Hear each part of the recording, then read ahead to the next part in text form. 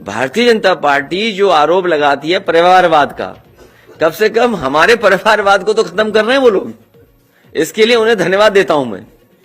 कल से हमें आरोप लगा रहे थे। ये काम भारतीय जनता पार्टी कर सकती है। उन्हीं से सवाल पूछिए। समाजवादी पार्टी किसी के घर में लड़ाई नहीं करा सकती।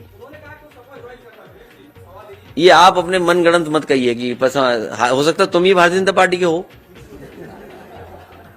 पता करके बताओ ये भारतीय जनता पार्टी के तो नहीं है। हमें इनका मोहल्ले का पूरा एड्रेस देना, हम पता करेंगे वोट हमें कितने मिले वहां। नहीं, हम ये नहीं करेंगे। ये परिवार में झगड़ा नहीं कराएंगे हम किसी के। ये कानूनी है, वो अपने कानूनी उसमें करें।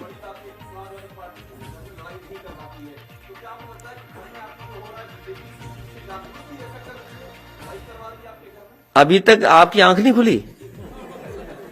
कैसे पत्रकार हो आप? आपको तो ये पता ही है।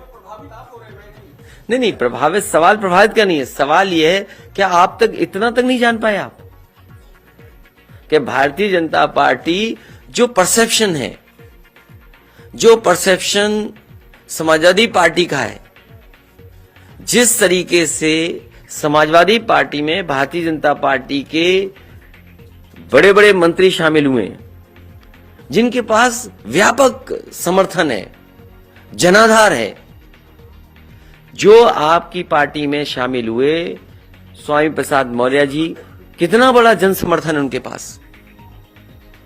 उनके पास जन समर्थन है, उनके साथ लोग हैं।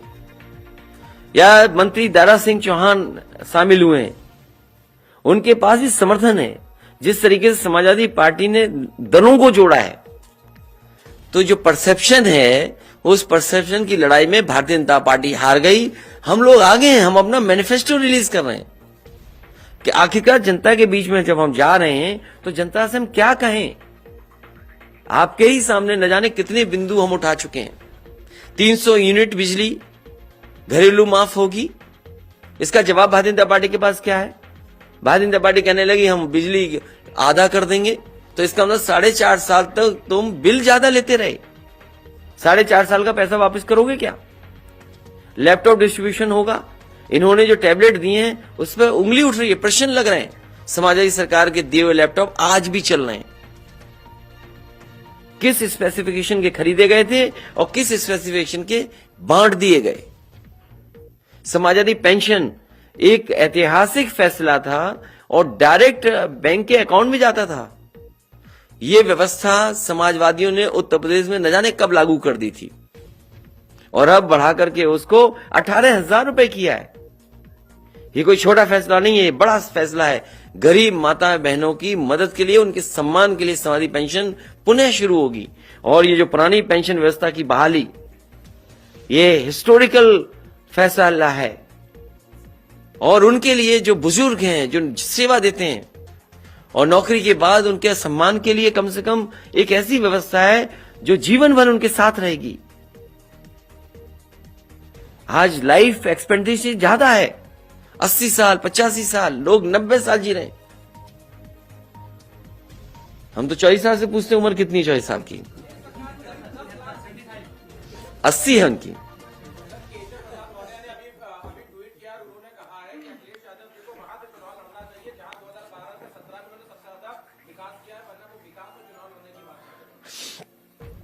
हाईवे पे कोई वो तो कॉन्स्टिट्यूंसी है नहीं। हाईवे पे तो कई कॉन्स्टिट्यूंसी हैं।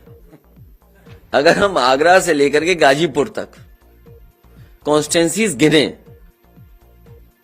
इतनी कॉन्स्टिट्यूंसी हैं जिसकी आप कल्पना नहीं कर सकते। कहीं भी लड़ जाएंगे समाजवादी पार्टी जीत जाएगी। लेकिन सवाल यह है, ये लोग जाने वाले लोग हैं। ये स्टूल लेकर के रहे, पूरे अपने कार्यकाल 4.5 साल निकाल दिया। 4.5 साल अपमानित हो रहे डिप्टी सीएम, अपमानित हो रहे। अपमानित होने वालों का कोई जवाब नहीं देंगे। जिनको भारतीय जनता पार्टी की सरकार में अपमान मिला हो, जो अपने समाज के लिए कुछ न कर पा रहे हो, देखते रह गए।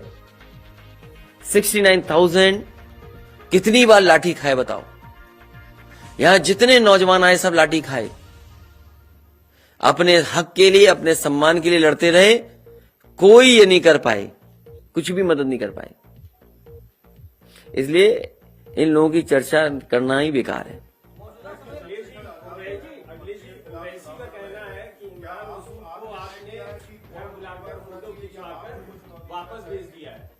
आप उसमें मत उलझो, मुझको हैं? सब ठीक है, सब ठीक हो गया। हाँ,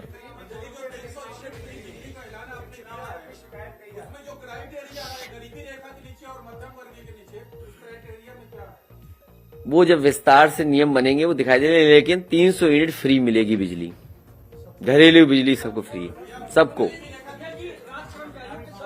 कोई उसमें कैटेगरी नहीं। अभी क्या घोषणा पत्र का इंतजार नहीं करना चाहते आप?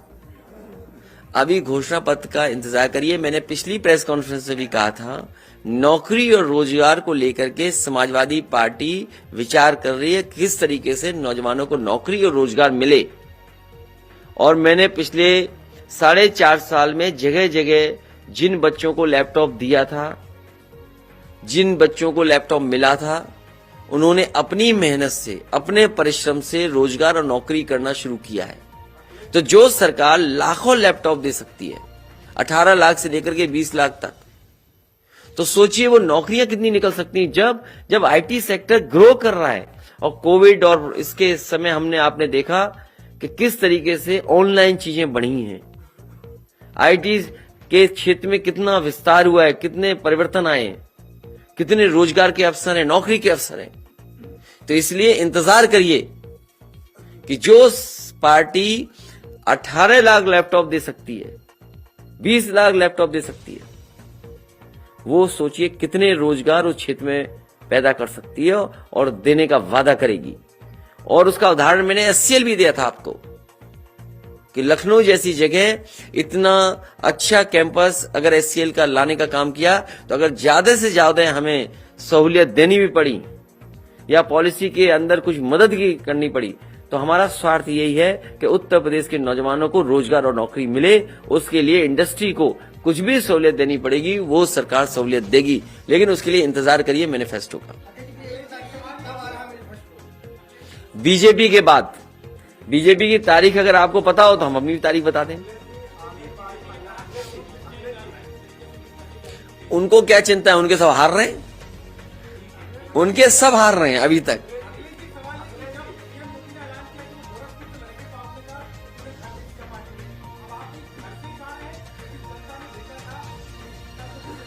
समाजवादी पार्टी तय करेगी कहां चुनाव लड़े, लेकिन क्योंकि समाजवादी पार्टी आगे है, समाजवादी पार्टी आगे है, तो आगे ही रहेंगे हम भी,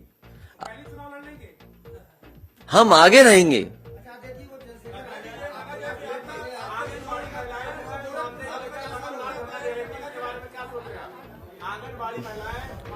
आप मैनिफेस्टो का इंतजार करिए। आंगनवाड़ी वालों के साथ बहुत धोखा किया भारतीय जनता पार्टी ने।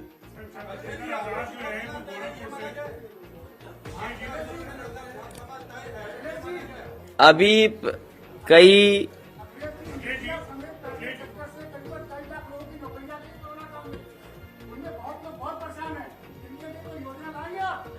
पहले तो हमें और आपको विचार करना चाहिए कि कोरोना ना आए, और दूसरा किससे निकाल दिए गए?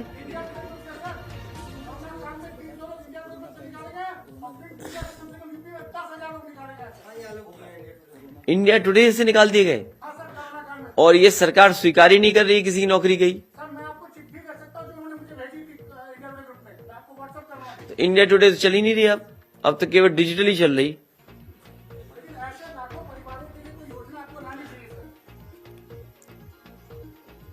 ये जितना चैलेंज इस बात को लेकर के है कि कोरोना जैसी बीमारी से हम कैसे उभरें, उससे बड़ी चुनौती इस बात की है कि हम अपनी अर्थव्यवस्था को कैसे बेहतर करें। और जो लोग डूब गई हैं चीजें, मान लीजिए ये जिस मैगजीन की बात कर रहे हैं, अगर वो न डूबी होती अर्थव्यवस्था के कारण या कोरोना की वजह से, तो शायद ये नौकरी और रोजगार कर रहे होते। ऐसे लाखों लाख लोग हैं जिनका रोजगार छीना गया है, नौकरी चली गई। हमारे पास पार्टी पे वो जानकारियां हैं कि बाजारों में व्यापारियों की जान चली गई, आत्महत्या कर ली। ये बड़े सवाल हैं जहां पर प्राइवेट संस्था से लोगों को निकाल दिया गया और उन्हें अपने बेहाल पे छोड़ दिया गया। इसलिए सबसे बड़ी चुनौती यह है कि ये चीज पटरी पे कैसे आए। इसीलिए हम चाहते हैं कि ऐसी सरकार बने जो लोगों के घर परिवार में खुशहाली ला सके।